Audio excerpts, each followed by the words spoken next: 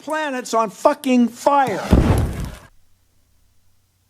Hey everybody, I'm Nikki and you're watching Backyard Politics.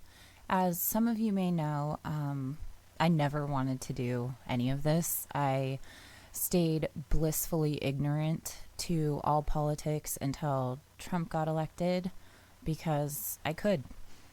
White privilege. I mean, if I'm being totally honest with you, when shit hit the fan, I started sharing a bunch of stuff that I had found out after doing tons of research. I started sharing from people like Jimmy Dore, Graham Elwood, Chris Hedges, Nina Turner, Cornel West, like everybody that was preaching the same thing that I believe in and the actual facts. I was trying to share it with every person that I could, right? Just like a lot of us. Try to share it through all your social media. But the problem with that is if you're on Twitter, you get siphoned into this little political bubble that we all live in, right? Where we all believe the same stuff. We all support each other, you know, for the most part. But that's only a small percentage of the United States or even the world. So then you start sharing it on Facebook and you realize what kind of craziness goes on there. It's a completely different world. So for me, I live in Oregon and I live in Salem, so it's more a liberal town for the most part, right? However, there's, you know, whatever part of the country you live in, you're going to have your own bubble of who you're surrounded by or who you've known through your life, and that is on Facebook, right? I am in the middle of neolib land, okay? There's so many just vote blue people here, and I'm done arguing. I'm done, right? I don't know if it was the wildfires getting so close that put things into perspective. I don't know if it's just that I'm fucking worn out from arguing with people. I don't know if it's finally that I'm waking up realizing that we need a lot of these people. Because if we're going to overthrow the empire, we all have to unite. It might be a combination of all of it, but I'm done fighting with people. So recently online, instead of arguing, I've been asking people why. Why are you saying that? Why do you believe that way? They can't back it up more times than not. They can't. They talk themselves in circles, and then you end up being like, well, that's exactly why I said what I said to begin with. Okay? It cuts out all the arguing. It cuts out all the bullshit. And honestly, a lot of the times it pisses them off even more when you're cordial. Okay? So, because they know that you're right. All of that being said, never once did I want to be the face of any of this stuff. I am honestly a complete introvert at heart. I hate socializing. I hate going out. Like, I'm a homebody. I like my own little space in my house and just leave me alone. I'm a dog person, not a people person usually. But nobody else in my area was saying anything like I was saying, and like people like Jimmy and Graham and all the people I listed before were saying. Nobody else in my area was saying that stuff. It was just keep your head down, don't ask any questions, and vote for Biden now, right? So I just got pissed off, and I was like, fine, I'm gonna prove to you guys that I know what I'm talking about. I'm not fucking crazy. I'm not tinfoil hat freak over here, okay? I know what I'm talking about. I'm not perfect. I might fuck up sometimes, and I'll fix it. But I know generally what the fuck I'm talking about. So I started Backyard Politics, and with some determination and some really good luck, here we are. So I was talking to one of my subscribers the other day, and a lot of you have reached out to me, whether it was because of the wildfires, telling me to stay safe, or talking me down from freaking out about it, or wishing me a happy birthday, like, or just talking to me. Like, I love talking to you guys. It really feels like a community, and like, I'm not just screaming out into Nowhereville, right? So this particular subscriber was talking to me about the same kind of thing, how he really appreciated my show and other fellow podcasters because it feels like we're all a part of something. We may not have met each other in person, but we talk to each other online.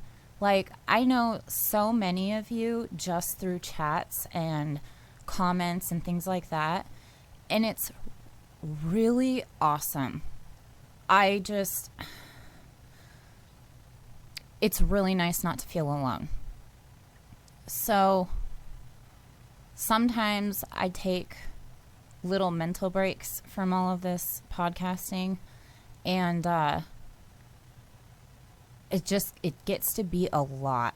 I didn't want to do this shit in the first place. I don't want to be in front of a camera. I fucking hate it, honestly. I like the podcast. I just hate being in front of the camera. But all of you are inspiring me, right? And Jimmy has inspired us, and Graham has inspired us, and Chris Hedges, etc., right? So every once in a while when I'm taking my mental break, I try to get back to why I initially started this in the first place. It wasn't to scream at everybody telling them that they're all fucking wrong and I'm right. That's not the point of this at all. Frankly, I'm already a mom, so I'm part referee anyway. I don't want to do this shit online too. So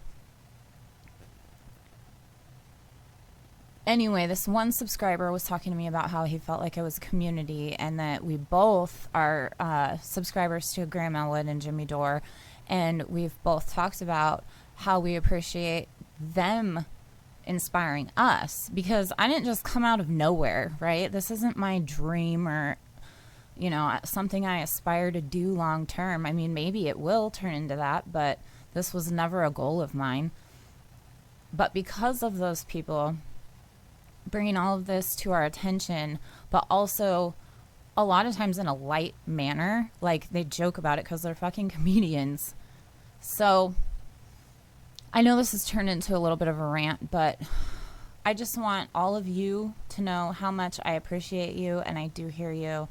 And I was inspired yesterday by a post that Graham put on his Instagram. That's right here. It says, "We are here to bring you democracy. When we're drone bombing and killing your people, we will take the oil. Then we're going to place a puppet government here who will be controlled by the banks just like America. Then you will be free just like me." A lot of people don't want to admit that this is true. They would look at this and be like, you don't support our military, which is completely false. I absolutely support our troops themselves. I do not support going to war, regime change wars over fucking oil and killing innocent civilians. I do not support that. That's why people like Julian Assange and Chelsea Manning are so important, because they shed light on this stuff. Right? Without people like that, we would never know that this is what our troops, our people, our friends, and our family are going over there for. We would never know this. So I reached out to one of my friends, and I don't want to give any details about our conversation. He's a good friend of mine, and this hit home for him, and it hit home for me, and I just wanted to shed a little bit of light on it and talk about how we can go about this in a positive way, right? We can take something like this, and instead of getting super angry and screaming about how the military-industrial complex is killing our brothers and sisters, or we can take it to reach out to our friends. We can take it to shed light on YouTube. We can bring it in front of people and share it with other people and say this is why these whistleblowers are so fucking important. Let's try to reach across, not the aisle, because I don't want to sound like fucking Nancy Pelosi or something, but let's reach across to people instead of screaming at them. We all have common ground here. This is one of them. None of us want our brothers and sisters dying. None of us. None of us. None of us want them going over there and killing innocent people. But a lot of people don't realize this is what's going on.